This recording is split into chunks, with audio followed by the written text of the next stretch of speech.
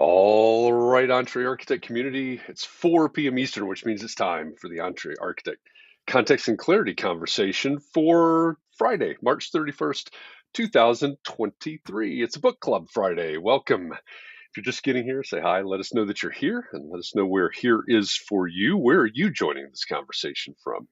If we've never met before, my name is Jeff. I'm in Indianapolis. I come here every weekday afternoon at 4 p.m. Eastern for one reason, so that we can find clarity around the things that matter most to you, the architect.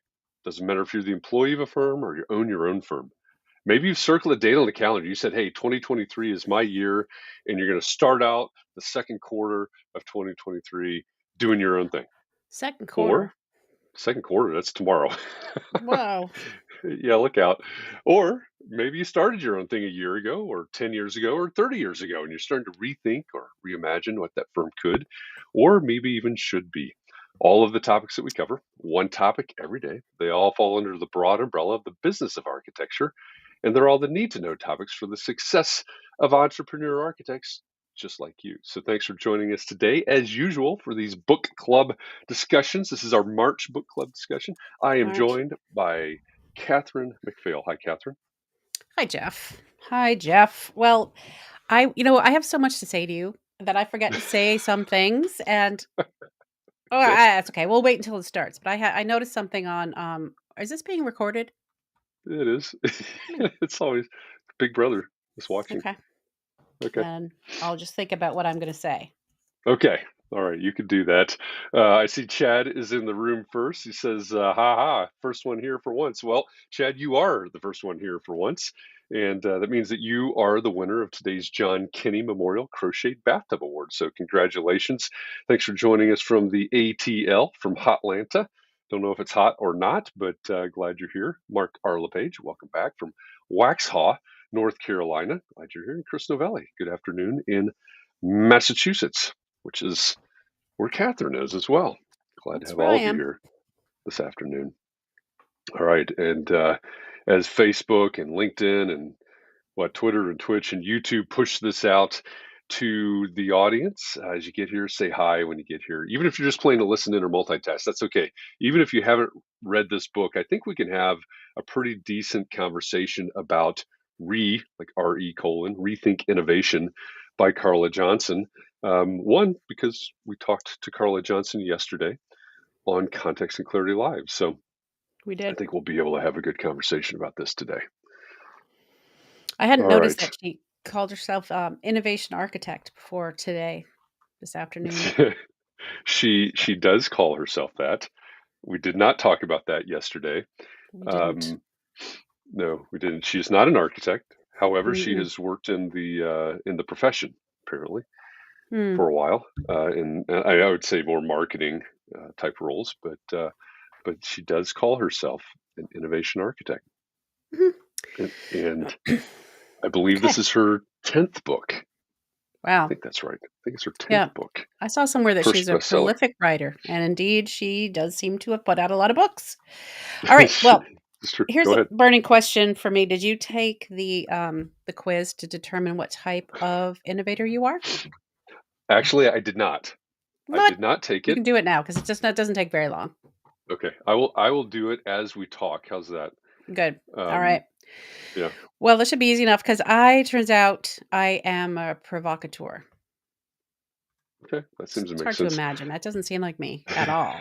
It doesn't. Well, So if yeah. go ahead. It says here that where I struggle as a provocateur is I get impatient with others who don't think on their feet. Uh, Uh, I can be perceived as difficult to get along with and often rub others the wrong way. And when I try too hard, my ideas seem over the top and unrealistic. Yeah. well, it, and And so I think that's one of the things that's sort of fascinating about what she writes about in the book. And mhm. I'm going to go ahead and throw this up on the screen. If you would like to take the Innovator Archetype Assessment, there the URL is in the bottom left corner of your screen right now, carlajohnson.co/innovation archetype. So you can go do that if you'd like. While I do it, actually, while we talk, Yeah. But It's likely that you're a culture shaper, whoever you may be, because most people are culture shapers at there you 26%. go. Wow. Then we have it's go big or go home. Yeah, that's right. I mean, that's kind of the way I feel. The thing is, it is a little bit accurate. Uh, Yeah. Also, it says that a provocateur's natural talent in generating ideas can fall short in execution. Yeah. Oh Uh, well.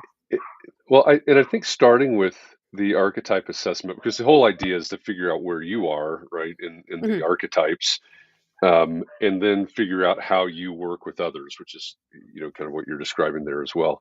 And that's one of the things that she talks about in the book is a culture of innovation. And to me, I thought that was one of the most fascinating things, maybe for us specifically, because there's a ton of creativity in this profession. Obviously, is it innovation? I don't know. How do you describe, how do you define innovation? Carla Johnson has a very specific way of defining innovation, but I think to go beyond just that step, it's um, if you're a firm, if you're an organization of more than one, right? That's where I guess it gets important. Mm, How innovative or how open to innovation is the culture itself? Because if you're a provocateur in a culture that's not very open to innovation, that's not an I forget how she says it, but not an innovative culture, then yeah, mhm. that is going to rub people the wrong way. Absolutely. Yeah. Yeah. Swimming Yeah. upstream. Yeah. So where did you turn out? It turns out Manuel says that he's a provocateur also. Chris is bummed that he didn't get provocateur. I was kind of bummed that I didn't get strategist. So we could just switch. Chris got strategist. There you go. Let's Um, see. I'm still clicking through here. So yeah, it's not many questions, but so nope, five. I did, yeah, not too many. Um, I guess, after our conversation yesterday, when you asked me if I could come up with 200 solutions Yeah. to Yep. problems, I mean, a lot of those would have to be really, I don't know that I could come up with 200 good solutions to problems, and maybe 80 of them are going to be really similar Yeah. solutions if I did that. I mean, I could come up with some really, really bad ones if I had to, but 200 is a lot. I was thinking about that a lot this morning. That's a lot Yeah. of solutions. Yeah. It is a lot, but also, to Carla's point, they're not 200 good ones, right? No, It's just 200, and some are right. iterations on iterations, et cetera. And that's an interesting. So the book is full of studies and examples, case studies and such, and it is interesting that research on the more ideas, and I it really resonated with me when she said, a lot of people go, well, we got 20 ideas, that's fantastic, but you really need 200. I get that, because if I'm here working by myself, I'm surrounded by whiteboards here. It's actually kind of one of the questions in the assessment.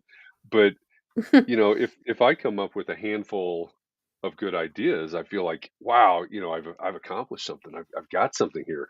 And this is no, it may not even be anywhere near 20, let alone 200. So yeah, that was a sort of a you know an inhale sort of a moment when she said 200. So Mm.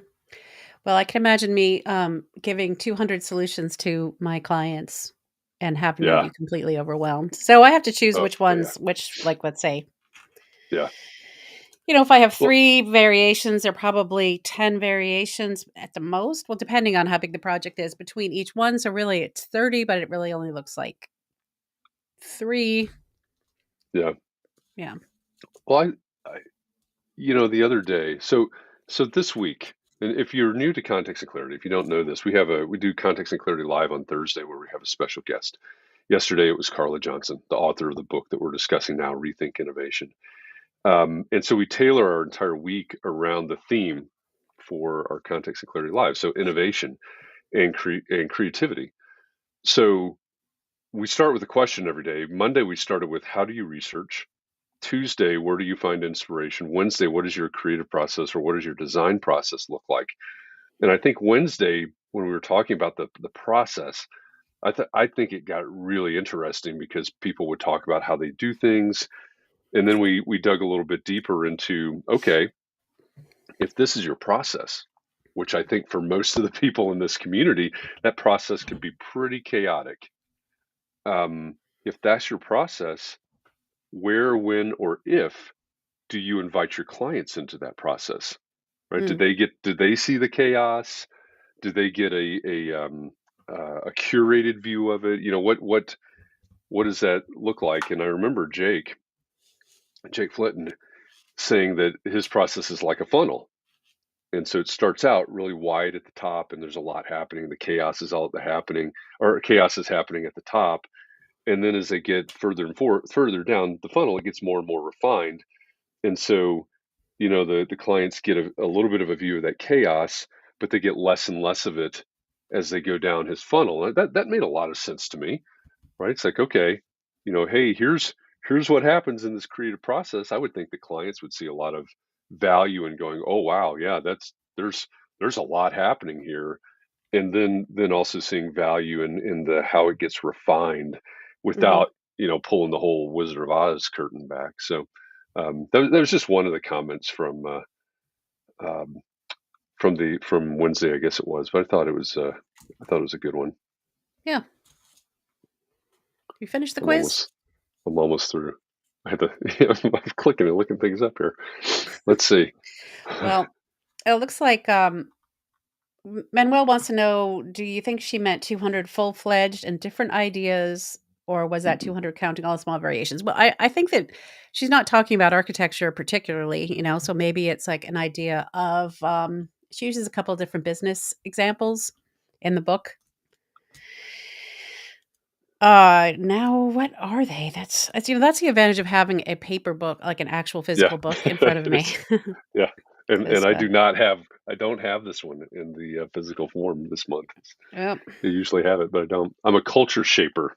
I came back culture shaper. Oh, well, you know what? That makes sense. That makes sense. Yeah, yeah. So why don't you tell It us what a does not culture shaper surprise me. is? So a culture shaper. Let's see. Where's the? Okay. Oh, So oh, culture shaper. it Go says this ahead. innovator architects the brand. Now, I'm not a huge fan of her use of that as word, but anyway, the innovator architect. Oh my gosh, as a sculptor, culture shaper, you architect the brand and Yeah. oversees how it's being expressed. Did you Yeah. look at that ahead of time and tailor your No, answers? but I did as I was listening to the book, and I think I said this yesterday. I don't remember if we were live or if we weren't, but I think I said this at some point yesterday. I was listening to that section of the book where she explained all of the different archetypes, Mm. and it reminded me. Yeah, I remember I said this. I don't know if we were live or not, but it reminded me. I used to watch I Love Lucy and The Honeymooners with my mom late at Yeah. night. The old school comedy stuff, just comedy gold. And there's this episode of I Love Lucy where Fred and Ethel and Ricky and Lucy go probably to the club, right? They went out to dinner, and Lucy orders first, right? And so she orders whatever, and then Ethel orders, and Lucy says, "Hey, wait," and she changes her order because of whatever Ethel ordered. Right. And then they go on, and Fred orders, and Lucy says, "Wait," and she changes her order because of whatever Fred says. And then they get around to Ricky, and she says, "Wait," and she changes her order after Ricky does, and gets all the way back around. She goes back to what she had originally chosen. Yeah. That And as I sounds was listening familiar. to this section of the book, and she was explaining all of the archetypes. That's I was Lucy because it's like, yep, I'm pretty sure that's me. And then Yeah. she starts explaining the next one. I'm like, oh wait, that might be me. Yeah, And I it's, I felt and so too, I was yeah. going through them all. Yeah, Yeah, it was yeah. kind So of I funny I because had two or three.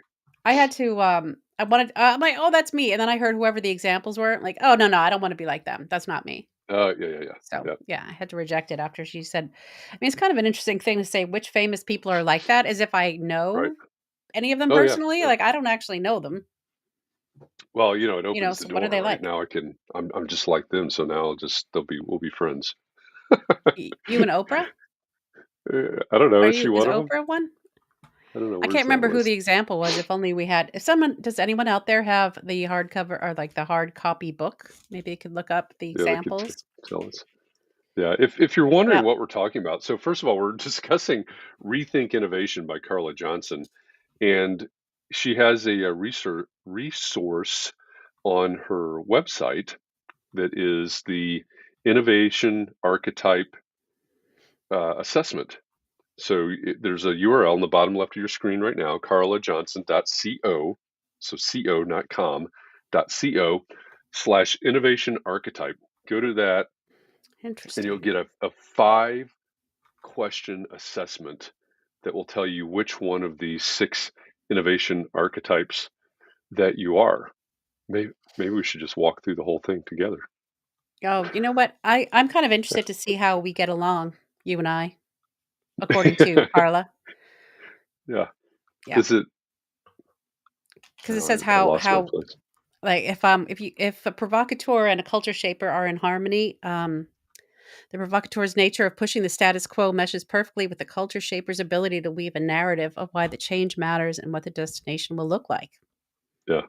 I can totally see that because that's one thing that I've been passionate about and working on for years now is the storytelling, the Yeah, messaging aspect of it. So, absolutely. And apparently, we're both idealists.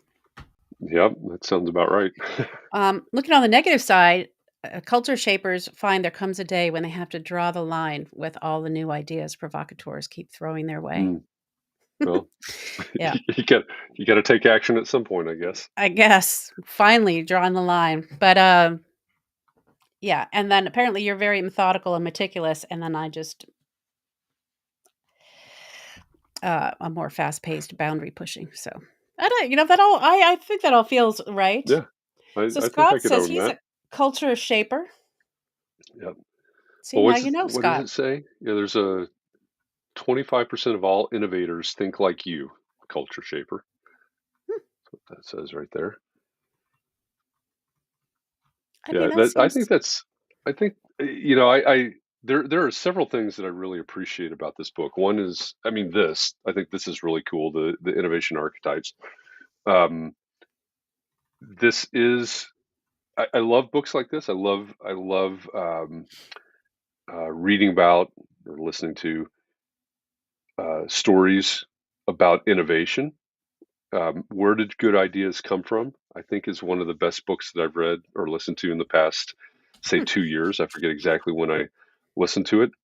Did we read that for book club? No. We did not. We did not. Okay, good, because I No, don't remember that book. no. Yeah, it would be there are some definitely some crossover examples and stories in the books. Where did good ideas come from is I think a heftier volume than this. But what's one of the things that's in Rethink Innovation that I don't believe I've seen anywhere else is the framework.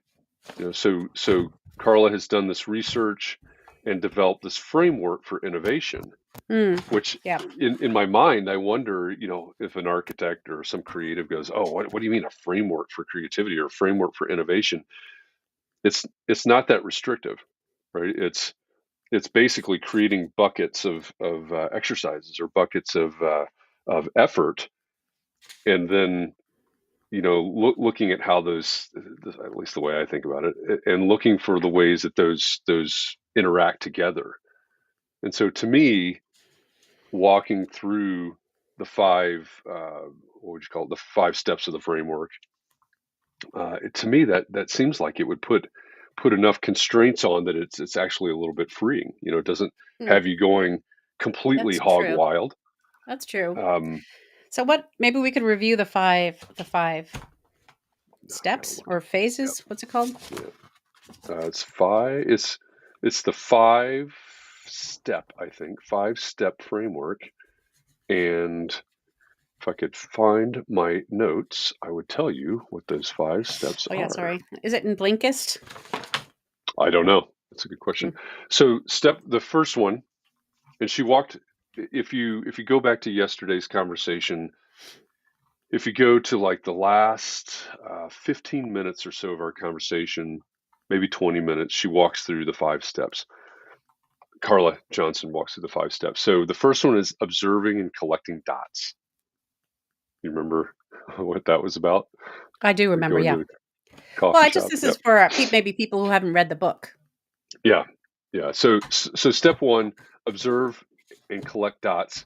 And in one example she uses is going to a coffee shop, sitting there for 15 minutes or something, and writing down every single thing you could observe in like, you know, detail, graphic detail. Poopy Yeah. diaper.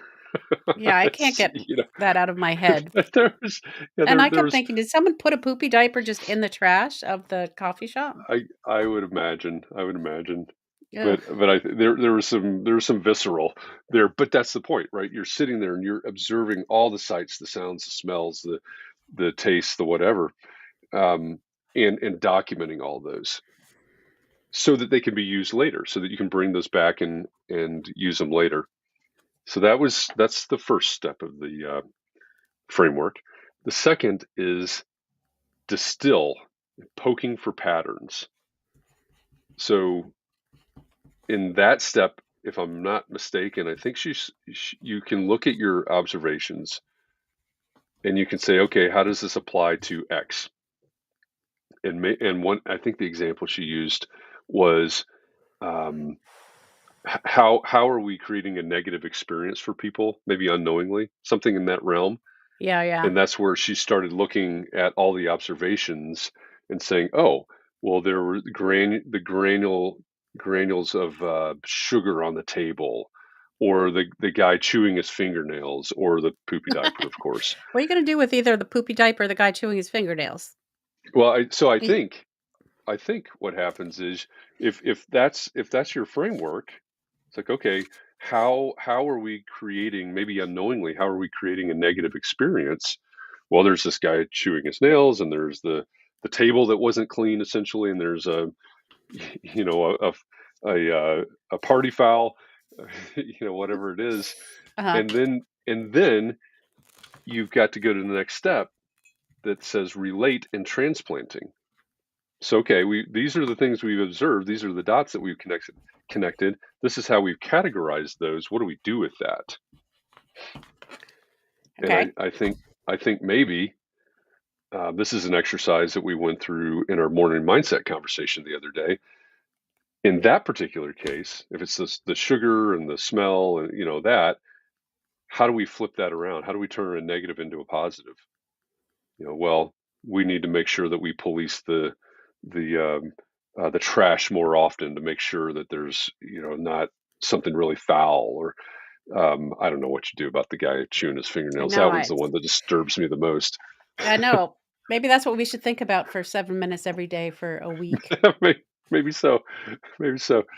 Yeah, that I thought that was a really good exercise that she brought up at the Mhm. end of the conversation yesterday. We talked about that on our morning mindset conversation this morning as well. What if you spent 7 minutes for 7 days, every day, 7 minutes, focused on a problem or a question? Put all the distractions away, get out a notebook and a pencil, or whatever, however you do that. And for 7 minutes, you sat and brainstormed or thought about, you did the deep work on that one question or that one problem. Do it for 7 minutes, come back, do it again tomorrow for 7 minutes. I like that a lot because it's this idea of creating a practice. Mm. Yeah, it kind of reminds me of when, that advice people give when to cut down on worrying, that you just take a certain amount of time every day and think about that thing for 7 minutes or 15 minutes or whatever, and then Mm, don't worry about it the rest of the day. Just only worry about it that time. does that work? No, Are you- it doesn't work. It doesn't work for me.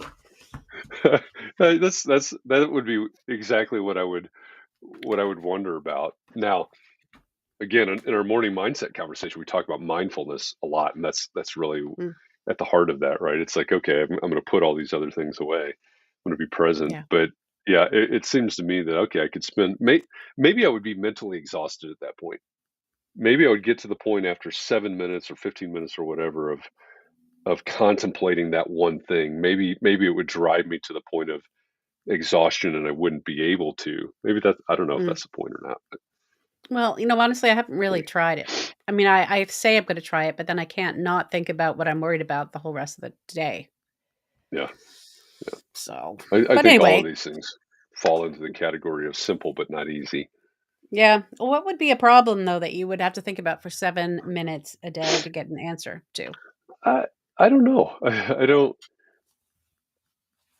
What example did she gave an example yesterday? Didn't she, or did she not? I don't yeah, honestly, I don't know what's happening in my memory, but maybe when you mention it, I'll remember, but I don't remember, right um, now. But yeah, I I don't. interrupted you because you only gave me 3 of the 5-step Okay, framework. all right. So we did observe collecting dots. That was the Mhm. first step in the framework. Yeah. Distill poking. Let's see. Distill poking for patterns was the second one. It's interesting Relate, poking for which is patterns. yeah, yeah, looking. I don't know why poking, but yeah, looking for patterns. Maybe I typed it wrong. I think it's poking. I like that idea of poking for patterns. Yeah. uh, Relate and transplanting, which was the third one. And then the next one is where you start generating the ideas. It's called generate, becoming an idea factory. So now you've sort of S taken your observations, you've looked for patterns, you're looking for ways to sort of apply those patterns in different contexts. And now it's time to really start, I guess, brainstorming, really start generating those ideas. That's only So that was 4. the fourth one. Yep. And the Yeah. final one is pitching the idea, Oh, pitching the creating an idea. idea journey. Yeah, which is one of my favorites because if you Well, can't explain it, what have you yeah, got? that is an important step there, being able to pitch it. It is. Well, I have a f okay, there's one part in the book when she's talking about well, I guess I have to back up a second too, the idea of even writing a book like this, and we talked about it yesterday a little bit about how, there are certain professions that don't need to learn how to do it because that's what we do, you know? I would Yeah, imagine that would be us because 'cause we're problem solvers, it's like that's our job pretty much. So it's interesting to see what the different maybe the different steps are that we don't think about. We don't sit down and think about that because that's what we do. yeah. I think that might be one of the most important aspects of the book because there's, like you said, there's obviously lots and lots of creativity in this profession. There are a lot of people, architects and not, that look at architects as being sort of the ultimate problem solvers. Well, And I we think might there's call truth. ourselves that. I don't know if other Yeah, people we call us might, that. maybe. Um, but I think there's some truth to both of those things. But I think to me the key is, can you be on demand? Can you, here's a problem that needs to be solved. Okay, I have a system. Or do you? I know there are a lot of us, and I feel this sometimes as well. Is I can't get it started. I can't, for some reason, the creative juices aren't flowing. Um, I'm looking for some sort of inspiration to get this thing started. And I think what she's talking about is, she's talking about being prolifically innovative. So it's this idea of, hey, we have a system to kickstart this, to start the process, to be able to do this when and where we need to be able to do it. And I think that's one of Hmm, the beauties of the book. yeah. I think I said this before we went on the air yesterday, but it does also remind me that not everybody works like this automatically. So, Right. Yeah. yeah. Yeah. And I think that's the big question, right? How is it possible? Is it possible for somebody to plug into this system? And I don't she think so. Carla makes it pretty clear that we're not talking about, when we're talking about innovation, we're not necessarily talking about, creating the digital camera, going from film to digital, like these huge innovations. Right. If you read if you read Where Did Good Ideas Come From, you'll learn that there's almost never huge innovations.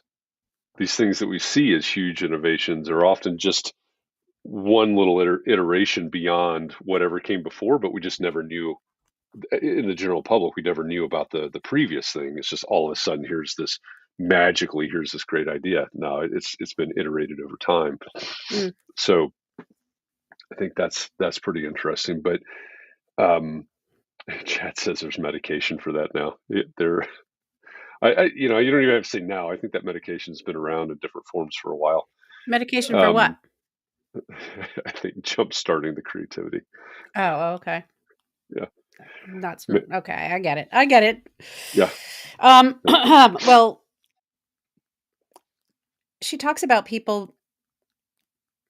Okay, this is my problem when I listen to a book at 1.8 times speed, honestly. Yeah, It it's doesn't always fast. work well for me, but I think there was a part in there where she was talking about how, 5-year-olds, a certain percentage, like a huge 96% are deemed like test to be geniuses or something like that. Yep, yep. Creative Mhm. geniuses. And then it gets less and less as we get older and more afraid of putting our ideas out there and getting shot down or something, I guess. So that Yeah. kind of reminded me of that guy, Ken. What was his name? Ken. He had glasses. He had a TED talk about school, squashing creativity, and Um, yeah. you Okay. know what I mean? I can't remember his name. Yes. Yep. I think he died recently. Mm. I'm so full of facts right now, but anyway, but it did remind me of just how we're supposed to conform as a society to make society go more smoothly, Yep. and that we're kind of trained to not um, put out new ideas because it just rocks the boat in a way. Yep. So I thought that was kind of interesting. Yeah. Also, when I have a question about things like, we talk about M&Ms, right? A lot. And I feel like we talked to somebody, and I was talking about why do you have to keep innovating, basically, coming up with new Triscuits or new Oreos or new Oh, yeah, yeah, M&Ms. yeah. We did talk about that. We Yep. talked to somebody about that, Hmm. and I wish I could remember what that person said. But so do we have to do that? I mean, do businesses have to do that? Do they have to keep coming up with new kinds of M&Ms? Well, that's a great question. I think it probably um, gets to Carla's definition of what innovation is. And I won't remember it exactly off the top of my head, but there are three components to it. One is I think it's something new. Two, it's um, well, the third one is it drives the business bottom line, right? And then the Mhm. third one is what was the third one? Not that it's novel, I don't think, but it has to have all three of those components. And when we she talks about it, she says, "Well, you may have this great new idea, but it doesn't drive the bottom line of the business, Mhm. or maybe it's the sustainable or something like that." But I think when you look at something like M&Ms, do you need innovation? Well, I'm I don't Chad. know. I mean, Chad says I you have to get a new thing going every 6 months to keep the public interested. yeah, I think there's definitely an aspect of capitalism that drives that. Yeah. Mm, Now, that's on the product side, obviously. The M&M, the candy as a product.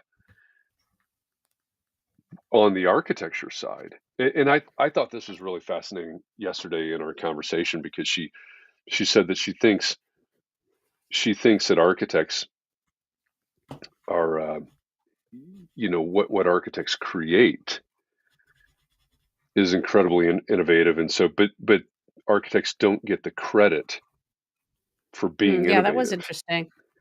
Yeah, and so I'm glad she said that so that we could dig into it a little bit deeper. And I think what I gathered from her answer is that she thinks it's not being demonstrated, right? It's all happening in the office behind the curtain. You've hired an architect, maybe nobody even knows that an architect was hired, and all of a Mm, sudden, poof, here's this building, yeah, right? And so nobody actually witnesses or experiences the innovation. I think that's a really important lesson for everybody in this community. Mm, Is it necessary when it comes to the discussion of the value of an architect? Is it necessary for your clients or the public, whoever it is that needs to witness the value of an architect, or deem the value of an architect? Is it necessary for them to experience the innovation? Because at that point, if the answer is yes, then at that point we're getting solidly into a conversation about client experience. yeah. I mean, how do we go about showing them? I don't know. I mean, I think I mean I could come up with a number of 200? ideas. 200 though? Maybe I don't know about 200. Definitely not by in the next 15 minutes. But I think you could do it. You could certainly do it, in some sort of charrette format. Mhm. You could, but that would be, maybe that's the project team and the client. If it's broad, if we need to get broader than that, then do we document that so that, whether it's Instagram or YouTube or whatever it is, so that people Mm. can witness what went on, right? That suddenly becomes part of your marketing mix or something like that. I think there's I think there's a number of different approaches to that, but I just thought that was a fascinating, and that's right. If you are going to watch the replay, that's in the first 5 or 10 minutes of the conversation yesterday, I think. I was kinda surprised to hear that because I just assume that people know that the architects are the ones who came up with whatever is going on. So, I, yeah, I maybe think we that's not assume too right. much. I Yeah, think we do. yeah, I think we do. Maybe it just makes us feel better to think that people notice that the yeah, innovation I came from suppose. somewhere. I suppose. Oh, surely they'll know. So build it and they will come. Right. Build it and they will give the engineer the credit Offer for the all of the structure. nice spaces. Yeah. Yeah, or the contractor. When she said that yesterday, I know we're sort of off the topic of the book all of a sudden, but when she said that yesterday, right? It's like the architect designs this thing in the studio, and Mhm. suddenly, poof, there's a building. And but people will give engineers the credit because the thing stands up. Mm. People will give contractors the credit because they see the contractor building the building, or build, whatever the structure is. And to me, that was a real aha moment. Mm. No wonder people will look at the contractor and say, "Oh, I need to talk to a contractor," because they can witness the contractor making that magic, Yeah. even though the contractor's just working off of your recipe, but the contractor's getting credit for it because for 9 months or a year or whatever the scale of the project is, they're watching that contractor every day make that magic. Right. Yeah. The magic that we ask them to make, Yeah, but they don't yeah, necessarily recognize that. yeah. Um, hmm. Now you're going Well, to bring it back to the book, aren't you? yeah, I am. So Probably ought to. if we were gonna do this, the five-step framework, I mean, maybe we could try to illustrate to our clients, maybe on our website or something like that, taking these 5 steps and filling them in with our own process, what we actually do, and so Mhm. letting people know that there is a lot. I mean, the thing is, I'm sure I'm not alone in,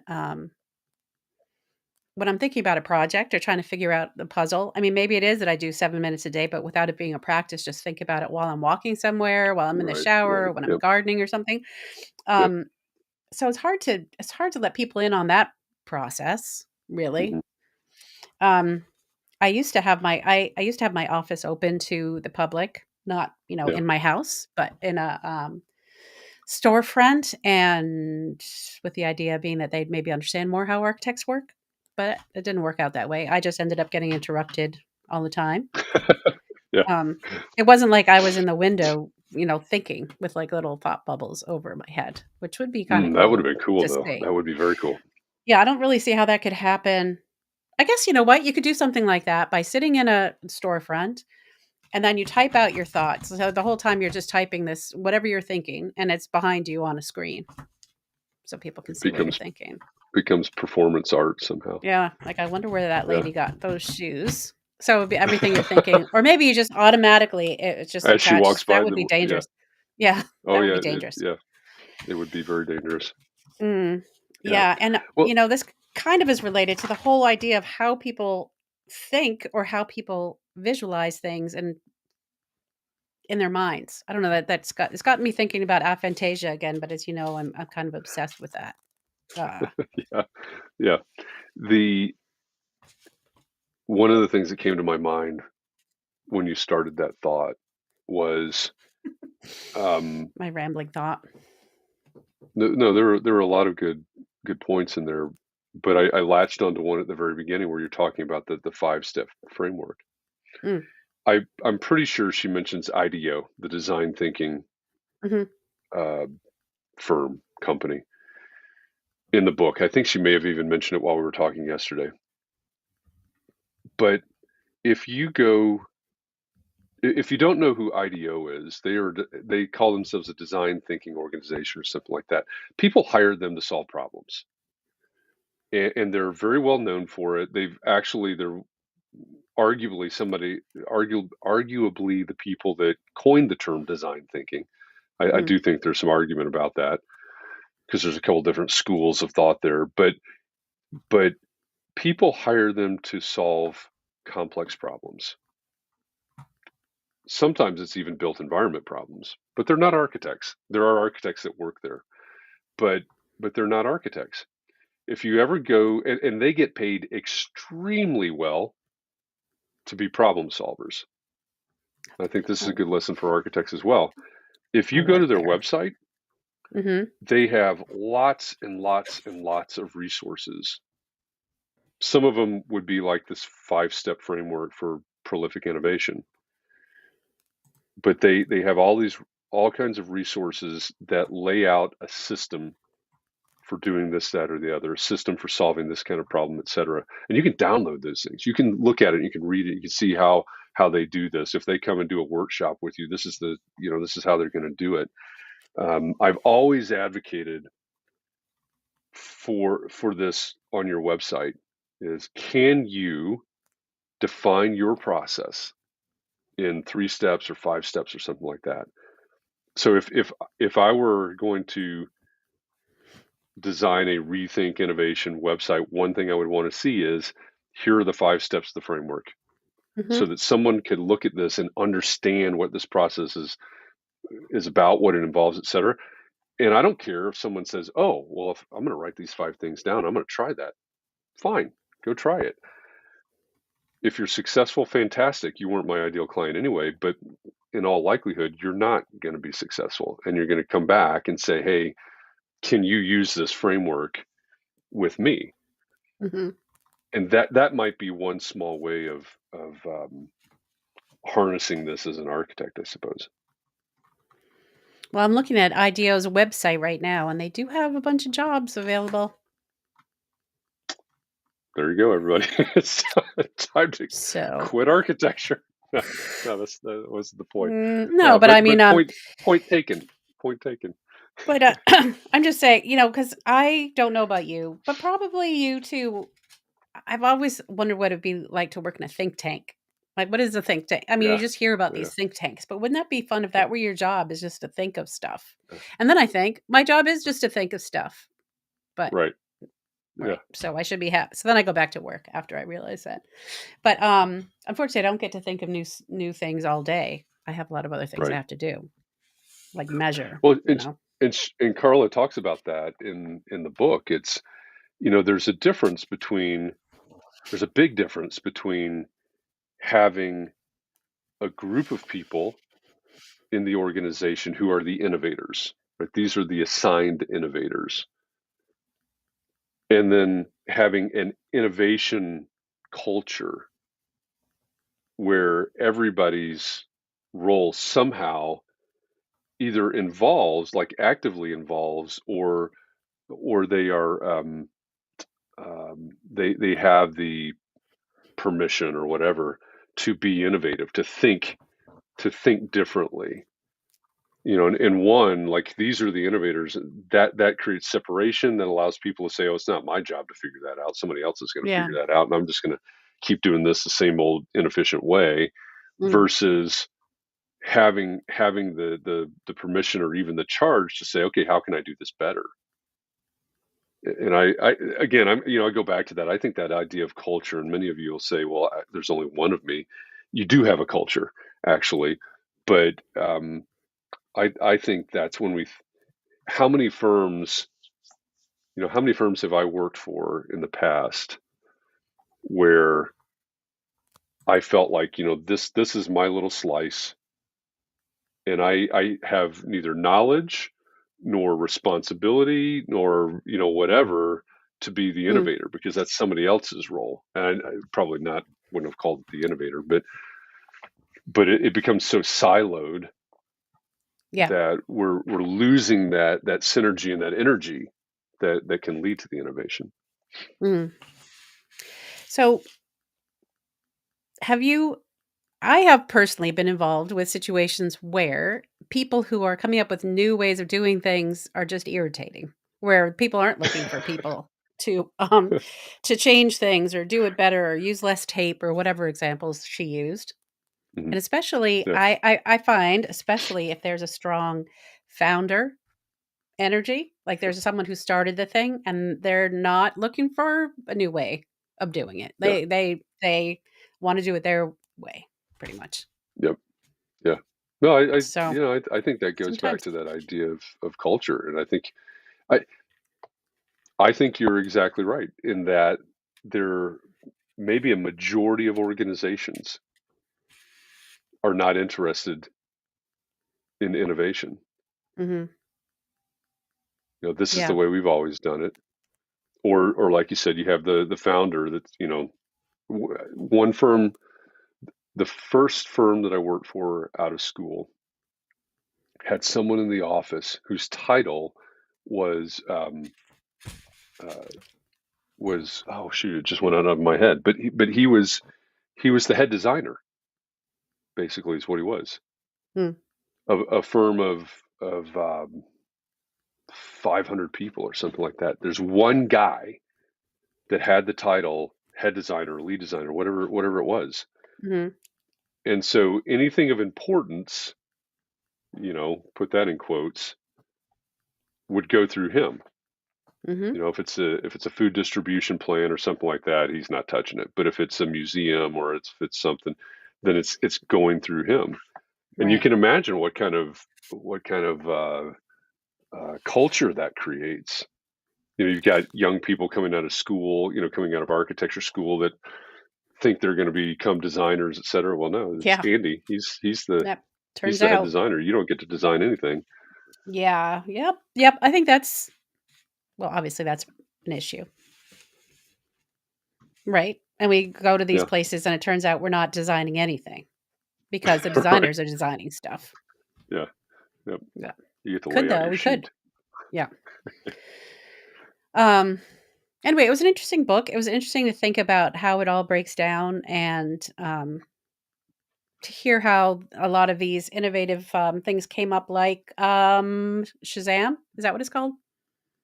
Yeah, yeah. Which I don't think that exists as that anymore because they've been bought. But I used to love oh, Shazam. I did too. Yep. Um, and they had a special one for folk music. I can't remember what that Oh, I one's didn't know that. called. Yeah. Yeah, because, Shazam didn't really know all of the traditional folk tunes, Mm, mm, understandably. But, because there are a lot of them. What was I yeah. gonna say? Oh, yeah, so I think that was, she was talking okay, you're gonna have to help me out here. It was at the end of the book, Yeah. and she was talking about, like, how could someone else take your idea?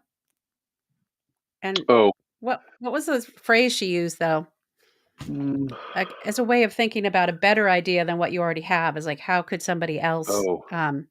put you out of business, I think. Is that what Yeah. it was? I don't remember what the term was, but yeah, I've run across this a lot. And I think you see this a lot in in the architecture profession. It's like, oh, we don't want to share this. We don't want to share Mm, our process because somebody right, else will steal it. right. and that's, going back to mindsets, that's a total fixed mindset. That's a Um, fear-based mindset yeah, there. it's fear-based. It's a scarcity mindset. Yeah. Um, if you have developed some sort of fantastic process, you've been working on that for what, a year, couple of years, Mhm. some fairly significant amount of time. And if somebody sees that in a video or in a blog post or witnesses it in a charrette or something like that, the day that they see, if you've been developing this process over the course of 3 years, the day that they see that, they're 3 years behind. Yeah. But people feel like Yeah.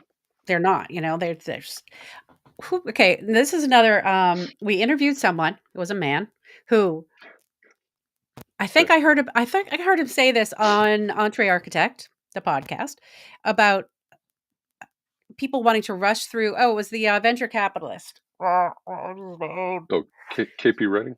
Yeah, yeah, yeah, and he was Yeah. saying that if your idea is so easy to copy, if so you're so Oh, worried right, about people right. hearing it, then I'm not interested in funding it or Yeah. something. Yeah. It's not a Well, very good I think, idea. yeah, yeah, that's a good point too, right? If it's that simple, right? If I could hear you talking about it and then tomorrow I could be doing it, Mm, yeah. what's Right. really there? Right, exactly. Anyway, that reminded me of that. Obviously very vaguely since I barely remember, Yeah. but are you gonna, tell us what the next book is? No, I'm not, because you know why? I You don't know. forgot. I don't know. I Mm, forgot. Um, alright.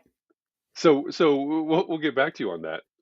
Um, part of the reason is because unless you've missed the rest of the week, one of the things that's happening is next Thursday, a week from yesterday, so it'll be April 6th. Next Thursday will be the 3-year anniversary of the launch of what became Context and Clarity. On day one, it was not called Context and Clarity.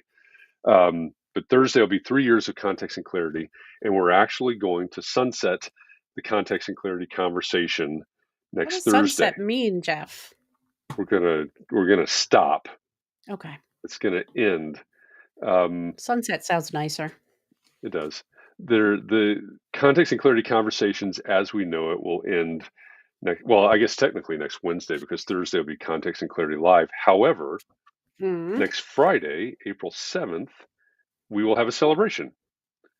So if you've been around, if Context and Clarity has meant something to you, if whatever, if you'd like to celebrate 3 years of Context and Clarity with us, then join us next Friday. We'll have an open Zoom room the way that we do when we have parties and celebrations, and we'll just celebrate 3 years of Context and Clarity next Friday. Mm, Um, Also, along with these changes, we're going to reschedule Context and Clarity Live. Context and Clarity Live will continue on. We'll take a little bit of a break, but we'll reschedule it. I forget when we said. I think we said Tuesdays at 2 p.m. Eastern, but I've got to verify that. mhm. So we will come back with Context and Clarity Live, different day, time, etc. But so after next Friday, there'll be a little bit of a break in Context and Clarity. So I've got a little bit of time to tell you what the next book is for the book club. So I just bought myself some time I see. in that explanation, I think, hopefully. Okay. Um, Well, we'll wait. However, okay, thank you for waiting. Um, Next week for Context and Clarity Live, I hope that you will all help promote this because we've not seen this done. Um, Speaking of innovative. Yeah, speaking of innovative, not even sure how well this is going to work, but I've been testing it. I've been testing it. Next week for Context and Clarity Live, our special guest will be Chat GPT. We are going to attempt to have a 1 hour conversation with Chat GPT about AI and architecture. So, Wow. in my mind, the format is we get the conversation started with Chat GPT, and Mhm, then you're asking your questions and comments just like you do all the time, and mhm. we take some of those and we drop it into Chat GPT and see how Chat GPT responds. and that's how we will have a conversation with the AI Mm. chatbot. So, So do I get to play Chat GPT? um, I How's don't that know. gonna work? Well, we How can are we can yeah, yes and no, because Chat mm, GPT can't talk, certainly. yes, yes, But we can share the screen, and so we can right. have Chat GPT up on the screen. But yeah, it's going to take both of us to sort of Mm, manage the whole thing. well, I guess we'll figure that out, We off will. We'll have to. offline, as they say. Yep. Just We'll stay have tuned for to. whatever happens there. Yep. We'll have to. We'll do some testing over the next week or so. So, um, we will have Context and Clarity Classroom on Monday. I will get those worksheets ready. They will be related to AI and architecture, AI tools, etc. So join us Monday at 3 p.m. Eastern over in the network for that conversation. Like I said, I'll post those. It might be tomorrow morning before I have them posted, but I'll have those worksheets posted both in the network and in the Facebook group, and then you can see what the week is going to be about, and you can also um, part of the context and clarity classroom is looking at the week and how we can actually apply this to your practice. So it takes the questions of the week, but then applies it directly to your work. So look for that to come out probably tomorrow morning, and to be in the classroom to happen Monday at 3. I will be live in the network. It's all getting kind of confusing. I'll be live in the network Monday at 8:30 a.m. Eastern for Java with Jeff, our morning mindset conversation. And then we'll be back at 4 p.m. Eastern for our context and clarity conversation on Monday. Gotta get up earlier for your mindset conversations. You got to be up real early. Gotta get up early. Gotta get up early in the morning for that. 8:30 Yeah, Eastern. it is. It is. And it always amazes me the number of people that do get up that early. Appreciate that, but Yeah, especially West Coasters, it's like yeah, 5:30 in the morning for them. So yeah. Well, kudos, kudos to them. So, yep. all right. Well, thanks for this conversation today, Catherine. Another book down. Another book down. We We'll head pick a into new one second for quarter. next month. Yep. Yeah. A full quarter of books. And thanks to everybody out there for your questions and comments here in the conversation today. As always, please be well, stay safe, keep those around you safe and well.